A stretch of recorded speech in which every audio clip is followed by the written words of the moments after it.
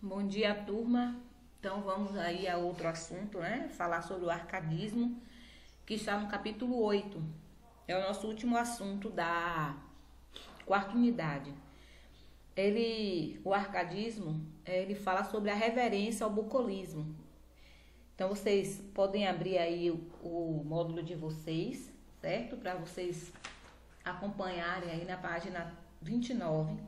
Então, neste capítulo, vamos estudar a literatura que se desenvolveu no século XVIII e que no Brasil coincidiu com o movimento da Inconfidência Mineira. Então, essa escola que repudiou a expressão barroca como de mau gosto, retomará aí os valores da literatura clássica e estatutos do Renascimento e classicismo, permeados aí pela visão burguesa crescente.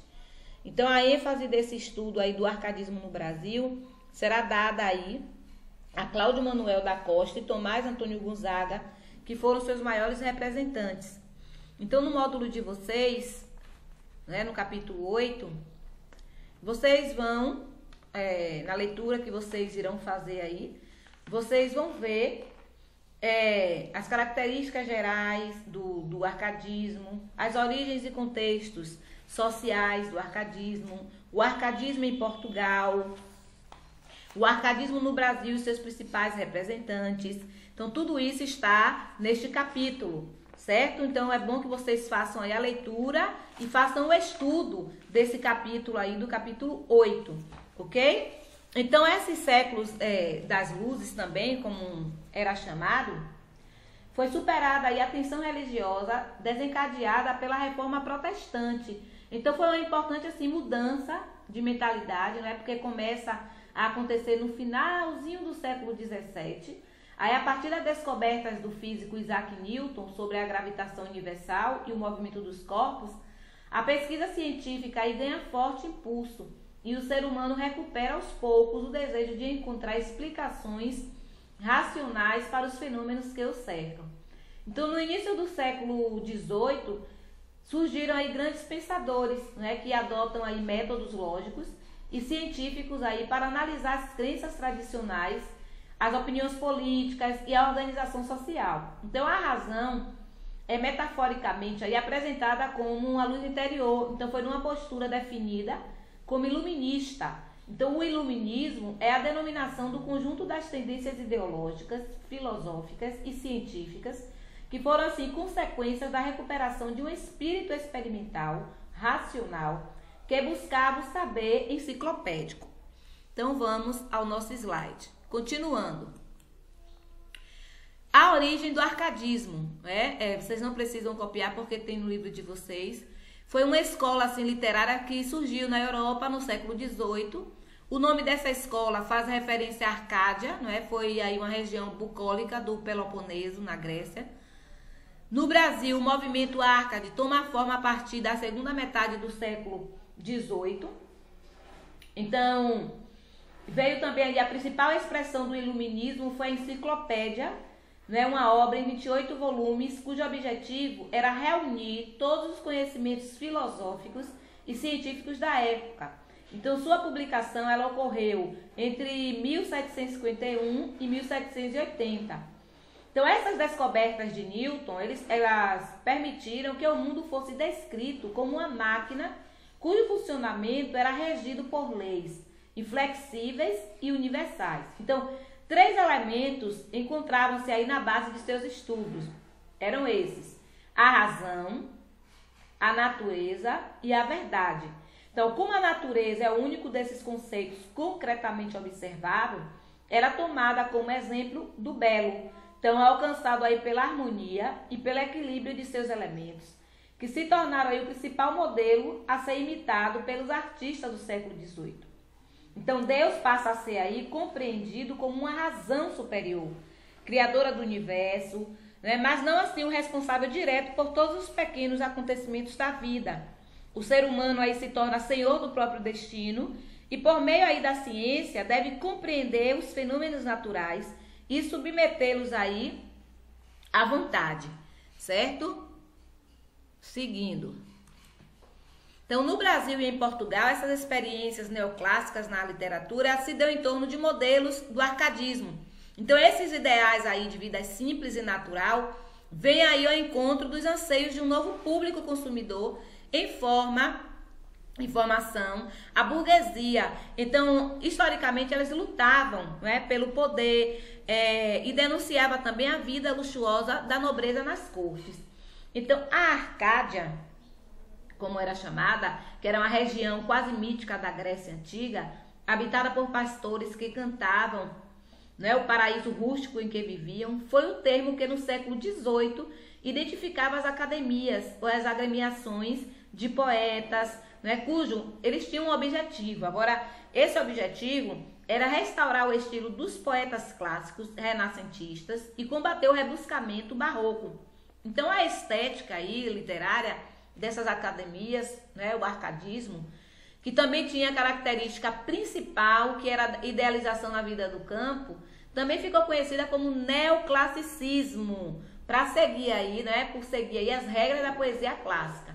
Então, a recriação literária do espaço bucólico da Arcádia grega se tornou, assim, a produção do período muito convencional. Os poemas mostravam aí sempre campos verdes, árvores frondosas, ovelhas, gado pastando tranquilos, regatos de água cristalina e outros que tinham relação com o meio ambiente, no qual, assim, no rural, né, no campo. Então, cada Arcádia literária contava com doutrinadores. Quem eram os doutrinadores? Eram os estudiosos da época, né, assim, da poética clássica. Eles definiam os princípios da produção artística de seus membros e, com base nesses princípios, os participantes eles julgavam a produção uns dos outros. Então, a adesão, né, a essas regras, ela assegurava a literatura neoclássica, o seu caráter convencional. Ao ganharem forma, os poemas produzidos permitiam que nele se reconhecesse a crença na máxima do poeta francês, né? O nome do francês era Boileau. Então, só o verdadeiro é belo. Então, essas arcádias literárias acolhiam membros, né, da nobreza e da burguesia, criando assim um ambiente de igualdade, inovador para a sociedade da época. Então, foi a primeira instituição oficial de produção cultural a abrir suas portas aos artistas burgueses, sem que eles estivessem a serviço de algum senhor ou mecenas. Aí vem o contexto histórico. Na Itália, né, essa influência aí assumiu feição particular, que foi conhecida como arcadismo. Segundo a lenda, a Arcádia era dominada pelos deuses Pan e habitada por pastores que, vivendo de modo simples e espontâneo, se divertiam, né, cantando, fazendo disputas poéticas e celebrando o amor e o prazer. Houve também, gente, o projeto literário do arcadismo. Esse Voltaire, né, que foi uma das figuras centrais do iluminismo, ele procurou demonstrar total aversão à intolerância, à tirania e à hipocrisia da igreja. Então, por meio de suas sátiras, de seus escritos filosóficos, é possível a gente identificar o caráter essencial do projeto literário do arcadismo. Então, fazer da literatura assim, um instrumento de mudança social. Então, a repetição, né, a repetição insistente do cenário acolhedor e natural, bem como da simplicidade da vida dos pastores no campo. Então, foi um modo em que os autores do período encontravam assim, para divulgar os ideais de uma sociedade mais justa mais justa e igualitária. Então, cada poema Arcade pretendia, né, como resultado no final, modificar a mentalidade da elite do período, né, combater a futilidade. Então, as condições de produção dos textos Arcades são muito semelhantes às do Barroco. Então, os poetas ali se reuniam em academias, né, e essas academias eram chamadas de Arcádias, né, que era para restaurar o estilo dos poetas clássicos renascentistas e combater o rebuscamento barroco. Então, se no barroco os poetas escreviam praticamente para si mesmos, no arcadismo a intenção era o quê? Divulgar os textos para o maior número possível de pessoas. A facilidade de compreensão da poesia arcade era conquistada, né, aí para os leitores. Aí tivemos as principais características dessa poesia arcade, também encontra-se no livro de vocês vão encontrar, né? Nós tivemos a oposição ao barroco, a inspiração iluminista, equilíbrio e busca da perfeição, nacionalismo, bucolismo e pastoralismo, retomada dos valores clássicos greco-romano, né, e a idealização da mulher. Eu vou citar algumas das características, né? Eu vou falar primeiro do bucolismo, né? O que é que significa isso, o pró? Então, o bucolismo é a representação idealizada da natureza como um espaço acolhedor, primaveril, alegre, ensolarado, que confere à vida rural, né? É um sinônimo de tranquilidade e harmonia. Então, o adjetivo bucólico, ele remete a tudo que é relativo a pastores e seus rebanhos, então a vida e os costumes do campo. O pastoralismo, que eram os poetas e suas musas e amadas, elas são identificadas com nomes de pastores e pastoras. Então eram pseudônimos, né? Que eliminavam as marcas de origem nobre ou plebeia, neutralizando assim as diferenças sociais para que ninguém descobrisse. Então era chamada de pastores e pastoras, evidentes assim ao apagar tudo o que pudesse ser associado à artificialidade e à hipocrisia da vida na corte.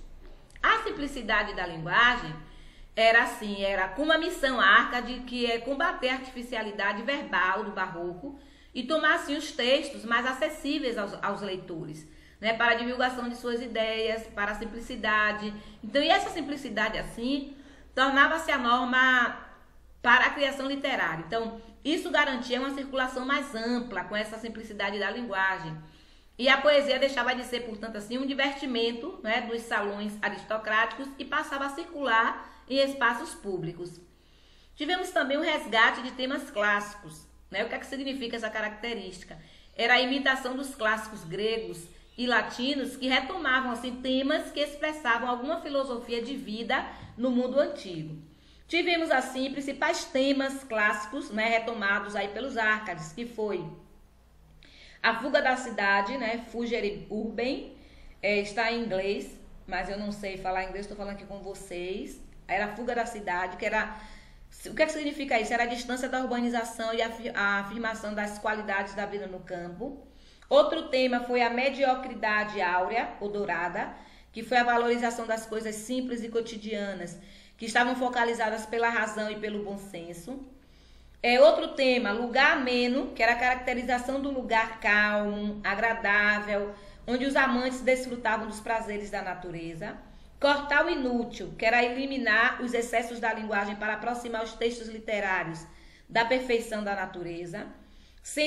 Cantar o dia, que era aproveitar intensamente o momento presente, né? Pois o passar do tempo traz a velhice, a fragilidade e a morte. Então, tinha aquele tema Carpe Diem, né? Que era cantar o dia, aproveitar o dia. Você precisava aproveitar esse dia, certo? Aí, nós tivemos também o arcadismo em Portugal, né? E nós tivemos posso dizer que era um autor mesmo, um poeta, né? Que reeducou aí o país, que era o Marquês de Pombal. Então, ele foi nomeado primeiro-ministro pelo rei Dom José I, né, em 1750, e o Marquês de Pombal, ele procurou assim elevar Portugal à condição das demais nações europeias. Então promoveu aí a laicização do ensino português. Até então ele foi controlado pelos jesuítas, permitindo assim a volta para Portugal dos estrangeirados, que eram aqueles intelectuais portugueses emigrados para fugir da Inquisição. Aí dessa forma foram abrindo assim portas para o ideário iluminista, que com eles aí também chegavam. A produção árcade portuguesa, ela foi marcada por um convencionalismo. Então, pela tentativa assim, de submeter a expressão individual aos preceitos da razão. Então, a Arcádia Lusitânia, fundada em 1756, tinha uma atividade essencialmente teórica. Como era isso? Pois, seus membros eles discutiam os princípios clássicos, né, de composição e criavam parâmetros para a produção poética. Então, no encerramento, no ano de 1774, aí seguiram outras Arcádias, entre as quais veio a nova Arcádia em 1790, da qual aí participou Manuel Maria do Bocage, com o pseudônimo Elmano Sadino. Então, esse Bocage, ele era um poeta das manhãs claras e das noites tempestuosas. Então, esse Bocage é um dos 3 maiores sonetistas portugueses, ao lado de Camões e Antério de Quental. Então, ele tem uma vida marcada por conflitos e desilusões. A sua trajetória literária começou no ano de 1793, né, com a publicação do livro Rimas. É um autor de epigramas, apólogos e sonetos, e ele se destacou também por desafiar os limites do modelo Arcade estabelecido. Então, como Arcade, Bocage, ele tentou seguir as determinações da nova Arcádia. Então, adotou um pseudônimo e compôs versos escritos como os clichês esperados. Então, era um cenário acolhedor, pastores amorosos que conviviam, né, ou que convidavam suas amadas para desfrutar das belezas do dia, comparação entre a mulher amada e a natureza. Então, tudo isso ele fazia e escrevia, claro. Ao se libertar dos clichês Arcades, a poesia aí de Bocage, ele revelou um lirismo, né, carregado de subjetividade. O que é subjetividade? É a sua própria opinião, não é isso? A sua própria construção. Então, ele antecipou alguns temas da estética romântica, que foi a desilusão amorosa, a morte, o destino, entre outros. Então, a natureza se tornou sombria e passou a espelhar aí o sofrimento do eu lírico. Então, por mais que o poeta queira abraçar a perspectiva racional do iluminismo, né, constatou aí a impossibilidade de domar as paixões humanas. Então, esse conflito também será tema também de versos aí de Bocage. Ocorreu também a pureza e ingenuidade, né, urbana, a linguagem simples, que eu já tinha falado com vocês, figuras mitológicas que eles também colocavam, o uso de pseudônimos, que eram fingimentos poéticos, preferências por sonetos, temática cotidiana e valores da natureza. Então, a principal característica era a exaltação da natureza. Então, como eu disse antes, tudo, né, tudo que ele diz respeito, por exemplo, os pseudônimos eram para que as pessoas não reconhecessem quem estava escrevendo, por exemplo, se fosse escrever ou dizer alguma coisa para a amada. Então, aí, tudo era a vida bucólica deles. O arcadismo, em geral, teve o desejo da natureza, a realização da poesia pastoril, né? Queria fazer assim, valer a pena a simplicidade perdida no barroco. E aqui eu falei com vocês, ó, os temas que tinha nessa nova Arcade, né? E o que é que significava. A fuga da cidade, o lugar aprazível, a mediocridade, eliminar o rebuscamento barroco, aproveitar o dia, ou cantar o dia, né? Foi o que eu disse antes a vocês. Então, o arcadismo no Brasil houve um momento histórico, que foi a decadência do ciclo da mineração. Então, houve aí a transferência do centro político do Nordeste, né, que foi Salvador, para o Rio de Janeiro. Teve um marco inicial, que foi a publicação de obras poéticas de Cláudio Manuel da Costa, em 1768. Embora assim não chegue a constituir um grupo nos moldes das Arcádias europeias, constitui também a primeira geração literária brasileira. Seus principais autores nós tivemos Cláudio Manuel da Costa, Santa Rita Durão, Basílio da Gama e Tomás Antônio Gonzaga. Cláudio Manuel da Costa, ele foi um dos mais importantes assim, poetas do arcadismo. Ele teve a publicação de obras poéticas, nasceu no dia 5 de junho de 1729, era filho de João Gonçalves, certo? Agora, além de escritor, ele era advogado, jurista brasileiro, e ele também participou do movimento da Inconfidência Mineira. Então, quando a gente fala, né, sobre Cláudio Manuel da Costa, a gente lembra também do arcadismo brasileiro, certo? Então, esse arcadismo brasileiro, eu posso dizer a vocês que foi a febre do ouro, gente. Então, graças aí à descoberta desse ouro em Minas Gerais, no século XVIII, que veio o desenvolvimento urbano, né, por ela gerada. Então, trouxe o deslocamento da produção cultural para a cidade da Vila Rica, que foi o atual hoje Ouro Preto. E essas cidades mineiras eram habitadas por ourives, eram comerciantes, mercadores e artistas. A diversidade social que marcou o início do povoamento da região cresceu junto com a exploração das riquezas minerais. Então, com esse crescimento desse comércio e das cidades, a burguesia aí viu aumentar seu poder político e forçou aí a nobreza a abrir mão de seus privilégios. Então, a independência da colônia norte-americana em relação à coroa inglesa, em 1776, inspirou aí os jovens brasileiros que já haviam aí tido contato com os textos dos filósofos iluministas na Europa. Então, aí a mudar né, o destino do Brasil. Mudou muito, muito, muito mesmo o destino do Brasil. Então, brotou ideais revolucionários para conquistar a independência política e cultural.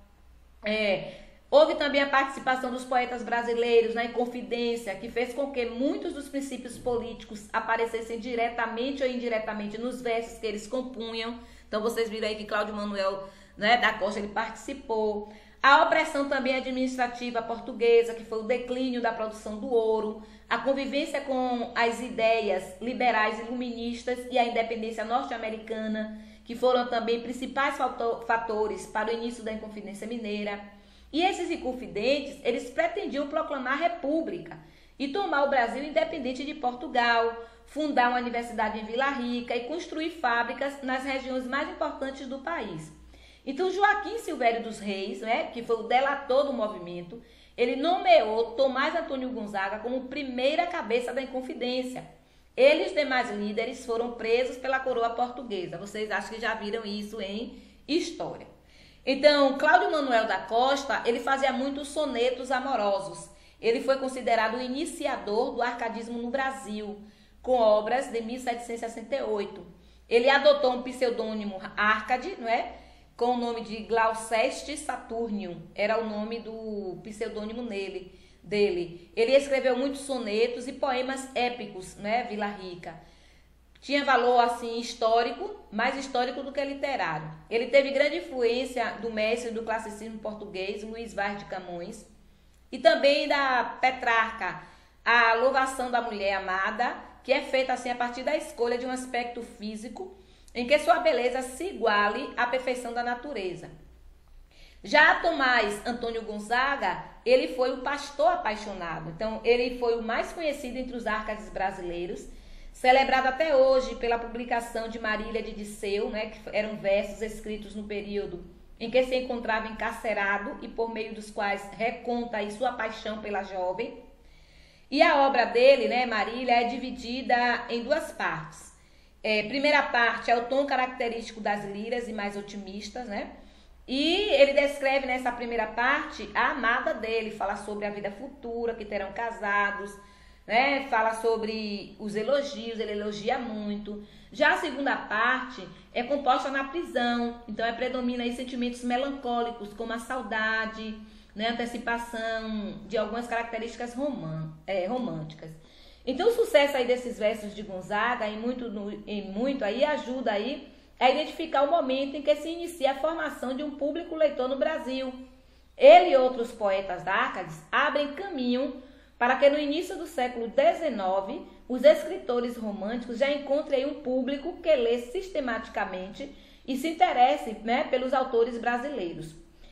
Ele também publicou cartas chilenas. E nessa obra, os demandos morais e administrativos do governador, né, que era Fanfarrão Minésio, são assim criticados de forma sátrica.